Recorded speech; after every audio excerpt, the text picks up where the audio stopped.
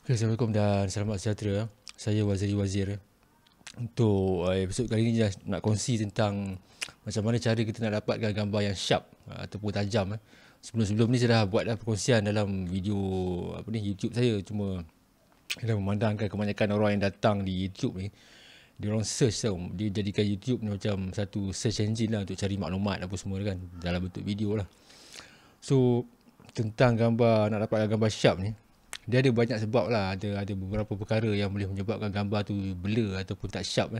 Salah satu sebab adalah titik fokus yang tak betul lah. Maksudnya kalau kebanyakan orang yang pakai, terutama DSLR atau mirrorless ada lens macam ni, kita kena betul-betul tengok titik fokus kita dekat mana. Kalau kita ambil gambar portrait orang half body kan, sebaik-baiknya ataupun kebiasaannya titik fokus kita ada dekat bahagian mata tu lah. Dekat mana nak tengok titik fokus tu, kita kena tengok kamera manual masing-masing kan. Dia ada banyak titik fokus tu. Ada yang 1, 2, 3, ada yang sampai berpuluh-puluh titik fokus tu. Ada yang kita boleh groupkan titik fokus tu. Tapi untuk portrait, biasanya orang akan letak titik fokus di bahagian mata, macam kiri ke kanan lah. Kalau kita titik fokus kita salah letak, maksudnya kita tak tengok kan, dia ada banyak tu. Biasanya dia akan ada dot merah dekat situ lah kan. Kalau kita salah letak titik fokus tu, mungkin dekat bahagian dada ke kaki ke ataupun telinga kan, memang muka kita akan nampak blur lah.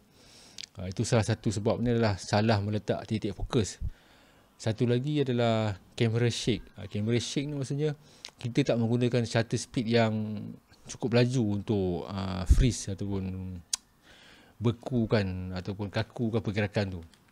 Kalau kita ambil gambar orang yang bergerak, itulah benda ni kena belajar basic foto juga. Basic foto tu akan bagi tahu kita kan shutter speed yang mana yang sesuai untuk kita rakam gambar orang sedang berjalan ke, sedang berdiri tegak ke, ataupun sedang berlari ke. Dia ada titik-titik shutter speed tertentu yang sesuai ataupun recommendation guideline dia lah. Ada orang kata 1 saat pun aku boleh ambil gambar sharp kan, 2 saat dia hold 2 saat pun okey kan. Ni tengok kepada level masing-masing lah kan, dan berapa kukuh dia punya pegang orang kata apa, kamera tu. Tapi secara general of rule lah, orang kata pun secara guideline, panduan guideline umum, terutama bagi yang menggunakan DSLR atau mirrorless, sebaik-baiknya kita gunakan shutter speed lebih laju atau 2 kali ganda daripada focal length yang ini sebagai panduan saja. Focal length lens kita tu, contohlah ni lens 50mm. Okey, guideline dia ataupun panduan sebaik-baiknya kita gunakan shutter speed 1/100 ataupun 1/105 dan ke atas. Maksudnya ni lens 50, kita boleh guna 1/50 kan. Macam saya beritahu tadi lah, kalau kita nak guna 1 saat pun, ada setengah orang 1 saat pun dia boleh pegang steady kan. So tak ada masalah pun tu. Ada setengah orang 2 saat pun dia boleh hand hold apa, steady je kamera tu kan. So tak ada masalah. Tapi ni untuk panduan secara umum, secara general, terutama kepada orang yang baru start di bidang foto ni, kita gunakan shutter speed 2 kali ganda lebih daripada focal length ataupun lens yang kita gunakan. Contohlah 50 kita guna 1/100 atau 1/105 ataupun ke atas. Kalau kita guna 85mm, kita guna 1/160 ataupun 1/200 shutter speed. Kalau kita guna lens yang panjang 70-100 tu, kita gunakan dalam 1/400 ataupun 1/500 kelajuan shutter speed tu. Ini bagi yang handheld lah. Kalau kita guna tripod tu lain lah kan. Itu mungkin kita boleh lama, tak apa kan. Ini untuk mengelakkan dia blur. Saya banyak ambil gambar anak saya guna 50mm tau. Bagi yang datang, yang first time datang YouTube ni, mungkin tak kenal saya lagi, tak tahu background saya macam mana apa semua. Saya memang sebelum ni, lebih 10 tahun yang lalu pun saya dah banyak ambil gambar anak saya. Kebanyakannya saya guna 50mm dan ada yang saya guna Nikon dan yang saya guna Canon. Biasanya bila saya guna 50mm, saya guna aperture f2 ataupun f2.8. Dan biasanya shutter speed yang saya gunakan antara 1/250 dan 1/500 dan ke atas. Sebab apa? Sebab budak-budak ni, walaupun dia baby, pergerakan dia laju tau. Kalau kita guna slow, kita memang focusing tu memang dah sharp dah. Tapi bila kita tekan shutter tu, anak kita bergerak. Bila dia bergerak sikit, dia titik fokus tu dah lari tau. Bila titik fokus tu dah lari, gambar tu akan jadi blur. Sebab tu banyak masa saya mula-mula post gambar di Flickr, gambar anak saya, ada orang email ataupun di Flickr dulu pun ada message box, ada tanya, bang kenapa gambar saya ambil gambar anak saya 50mm tapi gambar dia blur. Saya tengok gambar abang sharp kan. Salah satu sebab saya beritahu, kemungkinan besar shutter yang kita gunakan slow. Kebanyakan orang, dia orang yang newbie atau orang yang baru, dia beli kamera nak ambil gambar anak dia ke apa semua kan, dia set program mode. Program mode tu tak salah, ataupun aperture mode ke shutter priority mode. Cuma kita kena pastikan, kalau kita guna program mode tu, kita kena pastikan yang shutter speed tu laju tu, bukannya 120, 130. Kalau satu speed tu slow, kemungkinan besar akan jadi blur lah. Program mode ni, kalau kita nak dapat satu speed laju tu, kita kena ambil gambar di bawah cahaya yang terang lah. Kalau cahaya redup petang-petang kan, biasanya mungkin payah untuk kamera tu suggest shutter yang slow. So kena ingat satu, kalau kita nak ambil gambar, terutamanya gunakan lensa 50mm ataupun 70-200 yang menggunakan bukaan yang besar, f2 ke 2.8 ke, sebaik-baiknya gunakan shutter speed yang laju lah. Bagi saya untuk save, ni untuk orang yang panduan lah, untuk permulaan kan, 1:500. Lepas tu kita dah advance, dah mahir mengendalikan kamera, kita nak letak 1 saat tu pulang lah kan. Dia yang baru-baru nak belajar ni, letaklah 1:250 ataupun 1:500. Pasal bila kita gunakan aperture besar, f2.8 atau f2, orang kata dia shallow depth of field tu. Maksudnya medan ketajaman gambar tu sangat-sangat orang kata nipis lah ataupun halus. Maksudnya kita pegang macam ni handheld kan, kita nampak macam steady, tapi bila masa kita petik kamera tu, ada kemungkinan besar kamera kita ni terlari sikit daripada titik fokus tau. Lari sikit daripada titik fokus tu.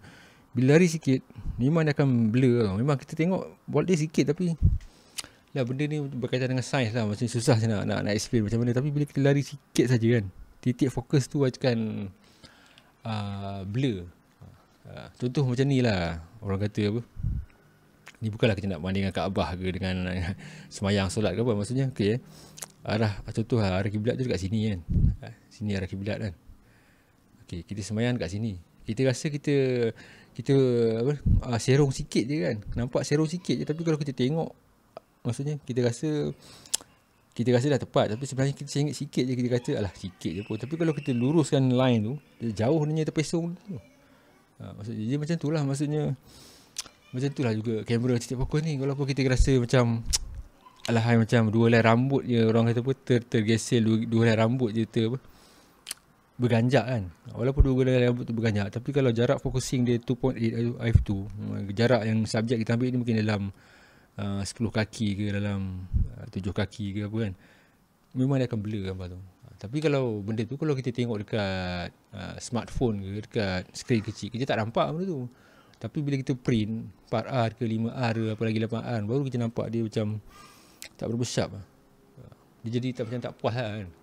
Ada setengah orang dia tak kisah sangat. Ada setengah orang yang memang detail ke sharp tu, dia tak puas hati kan. Kenapa beli kamera mahal-mahal, dia tengok gambar macam lagi sharp je pakai smartphone kan.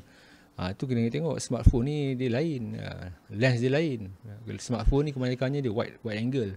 Walaupun ada yang boleh bokeh yang bagi blur belakang tu, itu lebih kepada digital bokeh lah. Dia bukanlah bokeh yang autentik atau bokeh disebabkan lens tu. Macam kalau kita pakai lens 50mm ni ataupun 70-200, bokeh itu orang kata apa, bokeh analog lah. Bokeh yang memang disebabkan oleh lensa tu, depth of field lensa tu. Pasal tu dia lebih smooth lah. So bagi yang masih lagi mengambil gambar blur, tak sharp kan, dah beli tukar lens, tukar kamera tapi masih lagi tak sharp kan, kesilapan ni bagi saya lah. Tapi benda ni saya kena tengok dulu gambar tu macam mana kan, sama ada kamera shake ataupun titik fokus yang lari kan. Kemungkinan besar memang shutter yang digunakan tu, biasanya lah untuk newbie, orang-orang baru ni, shutter yang digunakan tu memang slow lah. Guna 50, shutter 130. Macam saya beritahu tadi, baik lah walaupun dengar macam berulang-ulang kan. Kalau kita dah mahir, tak apa, ada setengah orang boleh je 1 saat, 2 saat kan, tak ada masalah pun.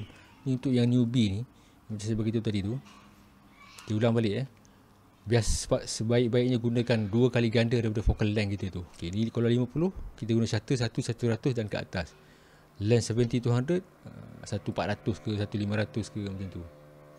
Tapi macam bagi saya ni, macam mungkin faktor usia ke apa kan, tangan pun dah tak macam orang muda. Orang boleh kata stabil sekeras batu kan. Saya biasanya saya prefer kalau 50 ni 1:250 ataupun 1:500 ke atas lah. Dulu masa muda-muda dulu mungkin boleh lah kan. Tapi bila kita dah lama, kita tahu kita mengikut upayaan kita. Maksudnya benda ni kena try lah, kena try masing-masing kan. Lama kita akan tahu berapa yang kita rasa sesuai ataupun orang kata apa, secure untuk kita handheld. Okay lah, kalau ada apa-apa benda yang masih tak jelas ke apa tu, boleh tanya di ruang komen kan. Kalau ada apa benda yang insyaAllah yang saya boleh jawab, saya boleh jawab lah. Sesuai yang orang kata apa, dalam kemampuan ataupun dalam ilmu yang setakat saya ada tu, saya jawab lah kan. Tak semua benda saya tahu kan, tapi ada benda yang saya boleh jawab tu, saya jawab lah. Okay, sampai jumpa lagi.